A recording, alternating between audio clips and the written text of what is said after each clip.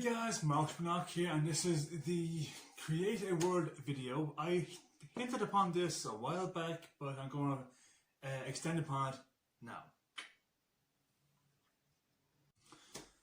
Alright guys, it's very simple to make a extensive world. Just a moment. There you go. An extensive, flushed out world. If you're going to create an entire saga, maybe you want to create an expansive world for a standalone book, which you can do, but frankly, it's not really going to help you for a standalone. This is usually done for, if you excuse the expression, you're a franchise, a saga like myself with the Era Saga, or a collection like Lord of the Rings, Terry Pratchett's Discworld series, which is, I've always said it's amazing. I love it. Okay. Now there are some little key aspects here. I'm just going to run through them with you. If you want to get yourself a pen or paper, or myself, pencil and paper, old school is always best school. Okay, first out, we're going to want to flesh it out. In terms of, as you can see here, this is my map of the Era Saga. It's done quite a large amount to the western coast and the southern eastern coastlines. I feel like a weatherman right now. But northeast and north are kind of very vague looking, very, I'm not going to do it, bad joke, but they're just barren. That's because I haven't actually done anything with that part of the map in my book yet. So when I say flesh it out, I mean have a great idea of what you want in your own head. Names of towns, names of counties, provinces, states, whatever the case may be. If it's on an island, try and segregate. That's a bad word to use. Go with it.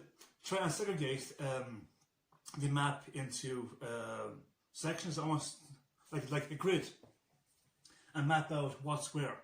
Now I got the opportunity to do this map. Wrong side. My hand's not working. This map. On a site which I cannot pronounce for the life of me. I'll put the link in the description below. Go ahead there guys, it's really easy to use, it's free, you can pay for better icons, better equipment and blah blah. You don't have to. This is made completely from the, oh there's two of them. This is made completely, don't fall, from free items and tools. See that? All free, handed to you. It took maybe, I think, a day to make. I could have done it in an hour. I'm just pedantic like that. Okay, so flesh out your idea.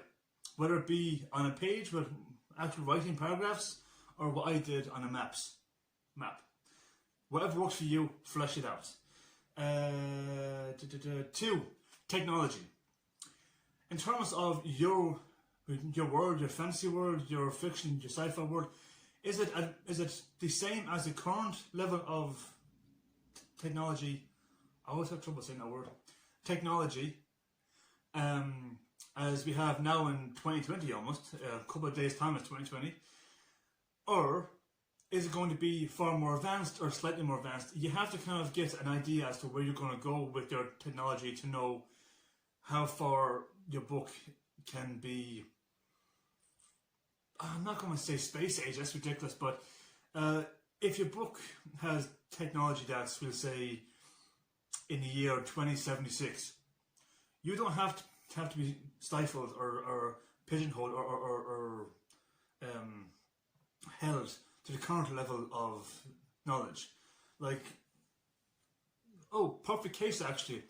If you go, Bioshock franchise, while it is set back in, I think it's the 50s or 40s, the technology is just like amazing in that game series.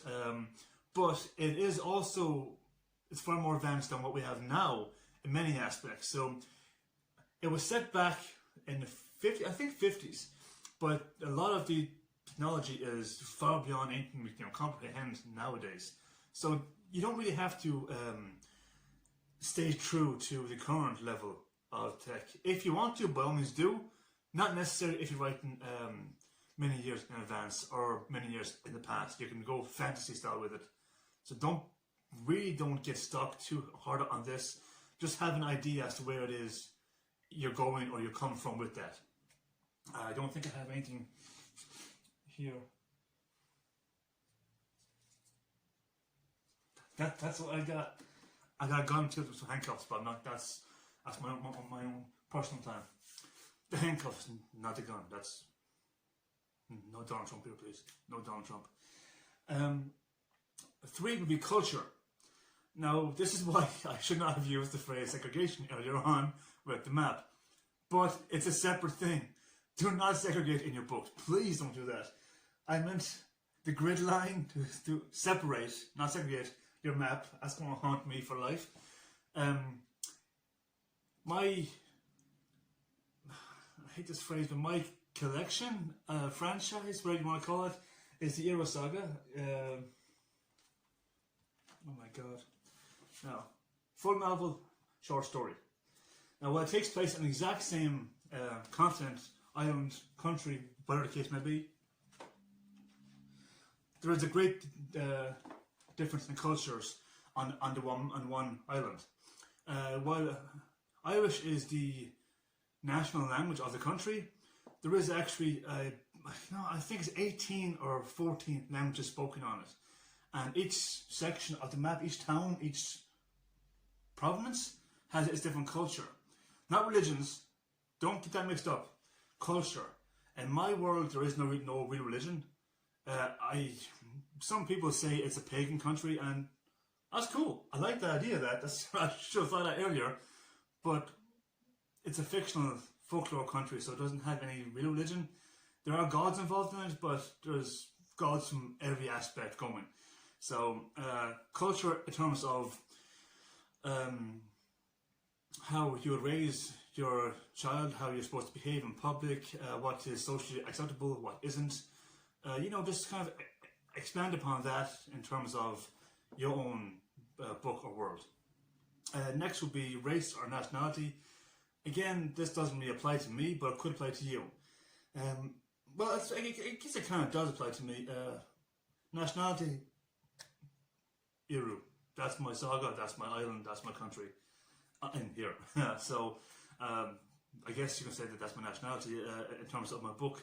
If you based it in the real world, it can be quite difficult to get past this part of it, because a lot of people nowadays, for whatever reason, are unrealistically touchy and sensitive about something that has nothing to do with them, but they feel that their opinion is above all else, so they tend to get offended on other people's behalfs. So if you're going to write it based in modern world, like I do too, like my country has what's called a mainland, which is the rest of the world as we know it. I never hint upon which country, America, is the mainland, America, and why the governing body, Trump, is the enemy of my people, because it's Donald Trump.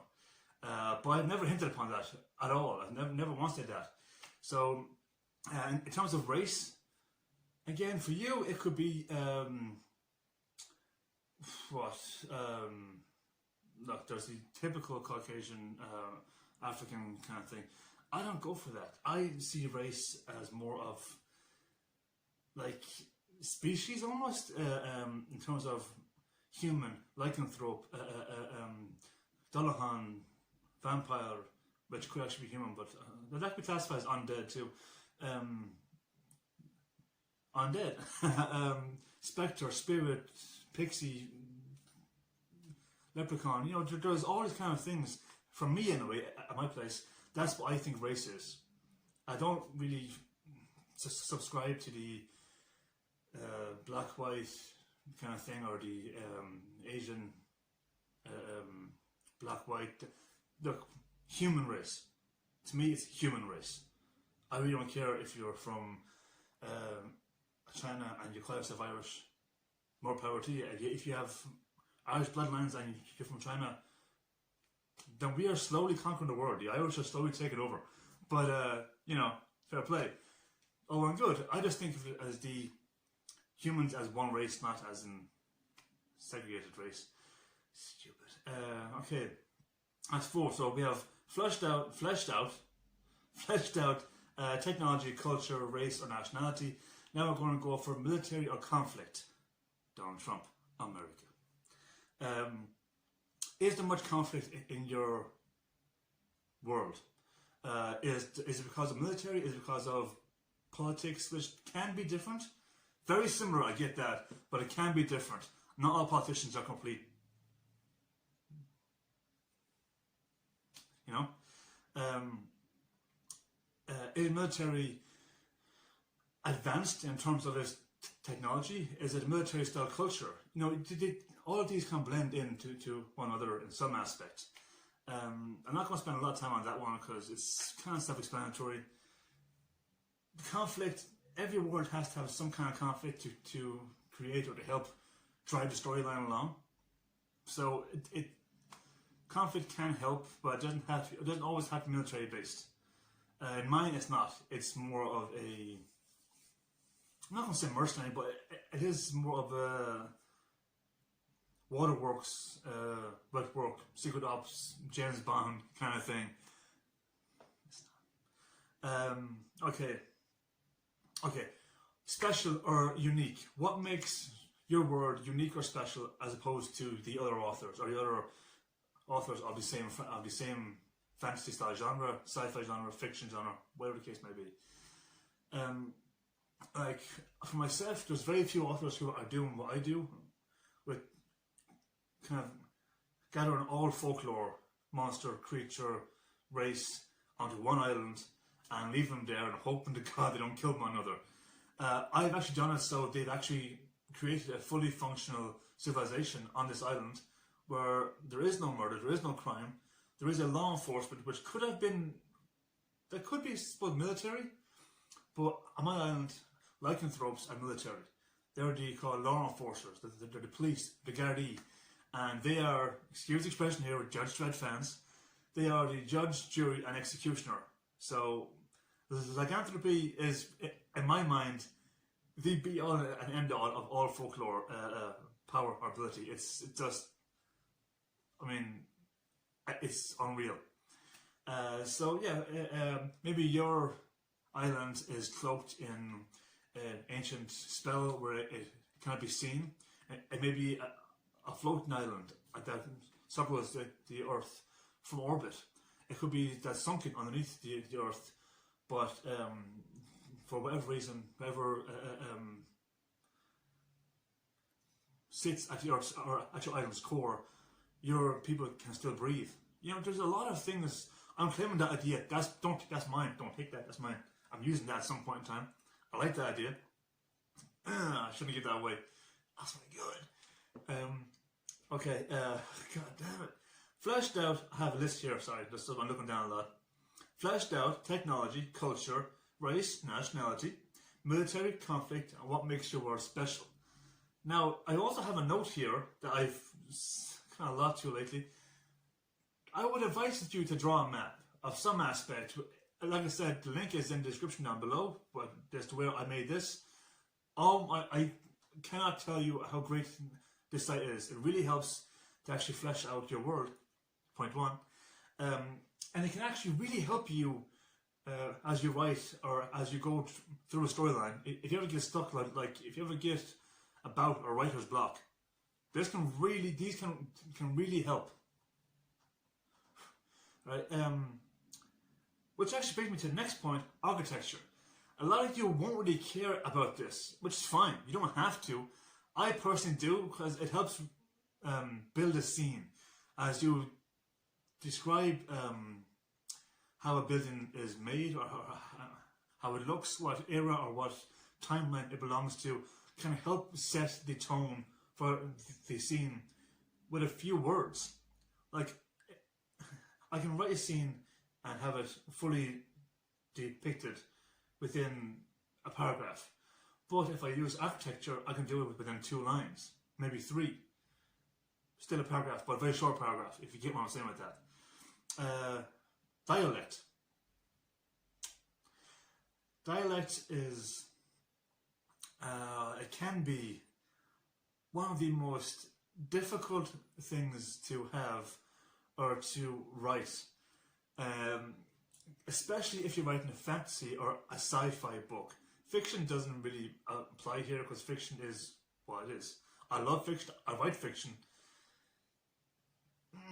Fantasy dialogue often has little bits of eccentricities or colloquialisms in it that the editor or your proofreader might not see as your own quirk. They might see as a misspelling, or it could be a clear error on your part to them. To you, it was put there purposefully, and that caused the whole editorial part to slow down and drag out. This is why my book with Austin Macaulay hasn't been out yet, because there's a lot of the book is wrote where certain dialogues have a little bit of a flurry at the end of a sentence, or someone speaks a certain way that makes zero sense, it's not supposed to, or I use a bit of slang while I write in the Irish language, so the person who's actually translating it, God bless the man, I love him to bits, he's an Englishman, doesn't speak Irish, he speaks French and Dutch but not Irish, so I get it, I get the whole thing. I should have told him, here's the Irish phrases, here's what they mean, leave it be. I didn't do that until recent enough. That's my screw up. I get that, it's fine. But you know, if you have to kind of put your dialogue out there in terms of the era, the timeline, and if it suits it. It doesn't always have to suit it. Like that's going to spoil the book to deal with it. Prince Mihal, Prince Finn, Prince Cian, or Princess Noelle, more often than none speak in I'm going to say, a Victorian, almost a regal manner. Not in the regal manner that you may think, but very much what I would have thought as the Irish regality was. That's not a word. But, you know, they have a lot of crooks, a lot of foibles. They are kind of aggressive because if you're Irish, you notice we speak very aggressively for no valid reason. No real reason at all. We just do it. It's not a malice thing. We can't help it. If you're pissing us off, you're going to hear a lot about it before you walk away crying. That's basically it. Depiction. Yeah. Now, depiction is quite easy to actually overlook, but it brings me back to my point on architecture. If you could easily phrase a scene in 2 or 3 lines, you don't need to drag it out. You need to make it length of the house. There is a lot of things as over. I can't say that word. Over depiction. No, that's not worded. Dragging it out, overanalyzing, overphrasing, overusing a scene, a building, a person's appearance. Depictionation. That's not a word. Damn it. Just don't try and find a balance where it's not too much of overemphasis on what a person looks like, on what a person looks like, a place looks like, what they felt coming in and out of it, how they felt in that moment. You have to find a balance from being overemphasizing and underemphasizing. Under it can actually be more harmful than over, because the reader tends to lose track as to why the scene is so important.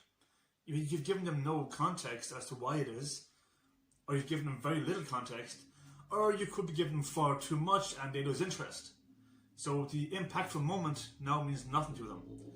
I find that to be the most difficult part of writing or creating a world is the depiction. It's quite difficult to do, as I tend to ramble off a lot. But luckily, I have a proofreader and an editor who's telling me that 2/3 of this page isn't necessary. Take it out. I had beta readers for Paramore Unbound, and they made me aware that I had a sexual scene in it that was 17 pages long. I didn't think it was. I thought it was 2, 3 at most. 17 pages. So luckily, that was caught before it was put out. So no one wants this. Is not a smut magazine kind of guys. This is a good book to just have sex in it. So okay, flesh out your idea, technology, culture, race or nationality, military or conflict, what makes your world special or unique, draw a map, it can help, link in the description below, architecture, dialect and description. Simple bullet points there, but are often overlooked. So that's all you need, guys, to actually make a world fleshed out and proper for your first book. And for your second book, just expand upon that. It is that simple. I will put a link in the description down below to the maps and to the PDF file that will help you build your character and your world. Until the next video, guys, I'm Mark Spurnock, and I hope you guys had a great Christmas. I don't recall a lot of mine, that's why this video is out late. It's meant to be out on Christmas Eve. I wasn't awake for that day.